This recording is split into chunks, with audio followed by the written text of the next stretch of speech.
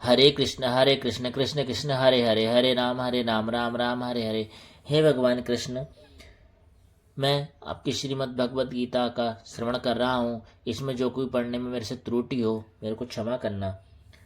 सभी भक्तों से अनुरोध है कि भगवत गीता हमारे चैनल पर आपको संपूर्ण मिलेगी पढ़ने को, सुनने को। चैनल को सब्सक्राइब करें और अब कंटिन्यू करते हैं। अंतमंते में देहा नित्योक्ता शरीरण अनासी नोया प्रेमस्य तस्माद्धुष्यव भारत। अविनाशी अप्रेम तथा शाश्वत जीव के भौतिक शरीर का अंत अवश्याम भी है। अतः हे भारतवंशी, युद्ध करो। अर्थात भौतिक शरीर स्वभाव से नाशवान है तथा तत्क्षण नष्ट हो सकता है और 100 वर्ष बाद भी यह केवल समय की बात है। इसे अनंत काल तक बनाए रखने की कोई संभावना नहीं है, ऐसा भगवान श्री कृष्ण अर्जुन से कहते हुए समझाते हैं। किंतु आत्मा इतना सूक्ष्म है कि इसे शत्रु देख भी नहीं सकता, मारना तो दूर रहा। जैसे कि पिछले श्लोक में कहा गया है, यह इतना सूक्ष्म है कि कोई इसे मापने की बात सोच भी नहीं सकता। अतः दोनों ही दृष्टि से शोक का कोई कारण नहीं है, क्योंकि जीव जिस रूप में है न तो उसे मारा जा सकता है और न ही शरीर को कुछ समय तक या स्थायी रूप से बचाया जा सकता है। पूर्ण आत्मा के सूक्ष्म कण अपने कर्म के अनुसार ही शरीर धारण करते हैं। अतः धार्मिक नियमों का पालन करना चाहिए। वेदांत सूत्र में जीव को प्रकाश बताया गया है, क्योंकि वह परम प्रकाश का अंश है। जिस प्रकार सूर्य का तेज सारे ब्रह्मांड का शोषण करता है, जिस प्रकार सूर्य का प्रकाश सारे ब्रह्मांड का शोषण करता है, उसी प्रकार आत्मा के प्रकाश से इस भौतिक देह का पोषण होता है। जैसे ही आत्मा इस भौतिक शरीर से बाहर निकल जाता है, शरीर सड़ने लगता है। अतः आत्मा ही शरीर का पोषक है। शरीर अपने आप में महत्वहीन है, इसलिए अर्जुन को उपदेश दिया गया कि वह युद्ध करे और भौतिक शरीर कारणों से धर्म की बलि न होने दे। येनम वेत्ति हंत्राम यस्यनम मन्यते हतम उभो तो न बिजानीतो नायम हंति न हन्यते। जो इस जीवात्मा को मारने वाला समझता है तथा जो इसे मरा हुआ समझता है, वे दोनों ही अज्ञानी हैं, क्योंकि आत्मा न तो मारता है और न मारा जाता है। अर्थात जब देहधारी जीव को किसी घातक हथियार से आघात पहुंचाया जाता है, तो यह समझ लेना चाहिए कि शरीर के भीतर का जीवात्मा मारा नहीं है। आत्मा इतना सूक्ष्म है कि इसे किसी तरह के भौतिक हथियार से मार पाना असंभव है। जैसे कि अगले श्लोक में स्पष्ट हो जाएगा, न जीवात्मा अपने आध्यात्मिक स्वरूप के कारण बद्ध है। जिसे मारा जाता है या जिसे मरा हुआ समझा जाता है, वह केवल शरीर होता है।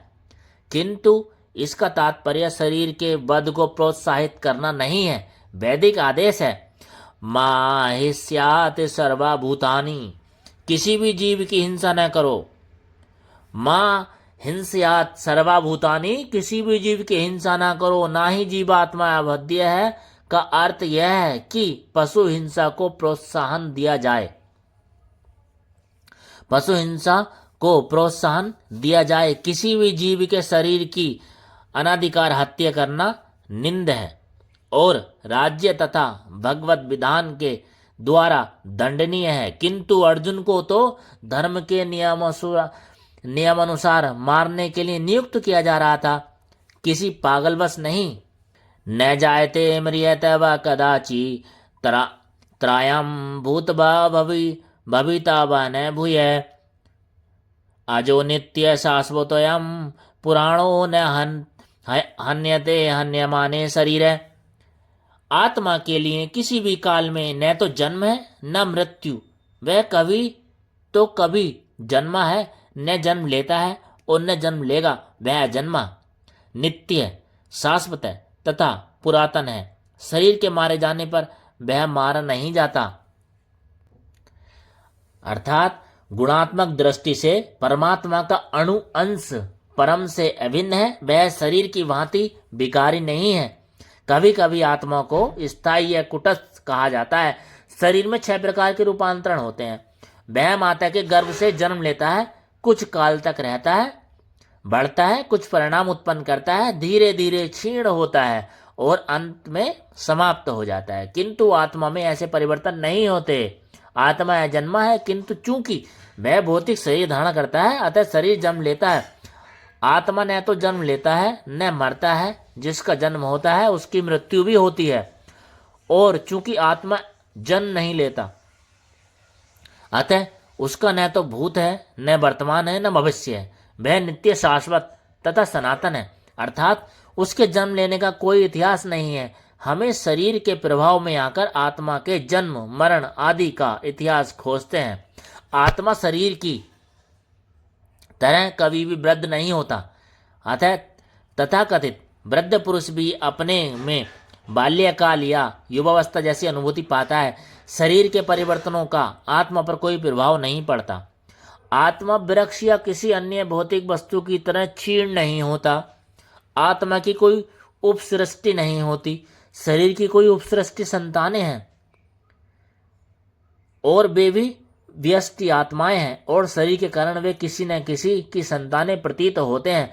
शरीर की वृद्धि आत्मा की उपस्थिति के कारण होती है, किंतु आत्मा के न तो कोई उपवृद्धि है और न ही उसमें कोई परिवर्तन होता है। अतः शरीर के 6 प्रकार के परिवर्तन से मुक्त है। न जायते म्रियते वा विपक्षिन नामम कुत्सिन्यन बभूव कशित अजो नित्य शाश्वतोयम प्राणेन हन्यते हन्य मारे शरीरे। इस श्लोक का अर्थ है तथा तात्पर्य भगवत गीता के श्लोक जैसा ही है, किंतु इस श्लोक में एक ऐसा विशिष्ट शब्द विपक्षित हुआ का प्रयोग हुआ है, जिसका अर्थ है विद्वान या ज्ञान में। आत्मा ज्ञान से या चेतना से सदैव पूर्ण रहता है, अतः चेतना ही आत्मा का लक्षण है। यदि कोई भी हृदय आत्मा को भी नहीं खोज पाता तथा तब भी वह आत्मा की उपस्थिति की चेतना की उपस्थिति जान सकता है। कभी कभी हम बादलों या अन्य कारणों से आकाश में सूर्य को नहीं देख पाते, किंतु सूर्य का प्रकाश सदैव विद्वान रहता है। अतः हमें विश्वास हो जाता है कि यह दिन का समय है। प्रातःकाल जो ही आकाश में थोड़ा या सूर्य प्रकाश दिखता है तो हम समझ जाते हैं कि सूर्य आकाश में है। इसी प्रकार चूंकि शरीर में चाहे पशु के हो या पुरुष के कुछ न कुछ चेतना रहती है, अतः हम आत्मा की उपस्थिति को जान लेते हैं। किंतु जीव की यह चेतना परमेश्वर की चेतना से भिन्न है, क्योंकि परम चेतना तो सर्वज्ञ है। भूत, वर्तमान तथा भविष्य के ज्ञान से पूर्ण वृष्टि की जीव चेतना विस्मरणशील है। जब वह अपने वास्तविक रूप को भूल जाता है तो उसे कृष्ण के उपदेशों से शिक्षा तथा प्रकाश और बोध प्राप्त होता है, किंतु कृष्ण विस्मरणशील जीव नहीं है। यदि वे ऐसे होते तो उनके द्वारा दिए गए भगवद गीता के उपदेश व्यर्थ होते। आत्मा के 2 प्रकार हैं, एक तो गुण आत्मा और दूसरा विभु आत्मा। अणोरणीयान यान महतो महीयान आत्मस्य जंतो निर्हितो गुहायाम तम कृतु पश्यति बीत शोके धातु प्रसादम ही मात्मन।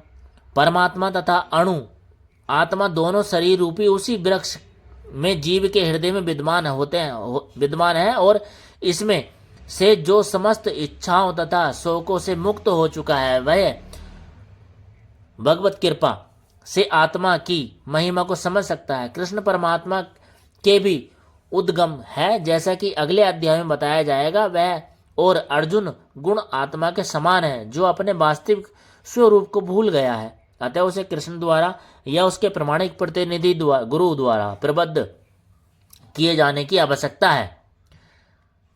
शेष चर्चा आगे। हरे कृष्णा हरे रामा। चैनल को सब्सक्राइब कर लें, वीडियो को लाइक कमेंट शेयर कर दें, और आपको श्रीमद् भगवद गीता आपको हमारे चैनल पर सारे पार्ट पूरी संपूर्ण मिलेगी, एक एक पार्ट करके। हरे कृष्णा हरे राम।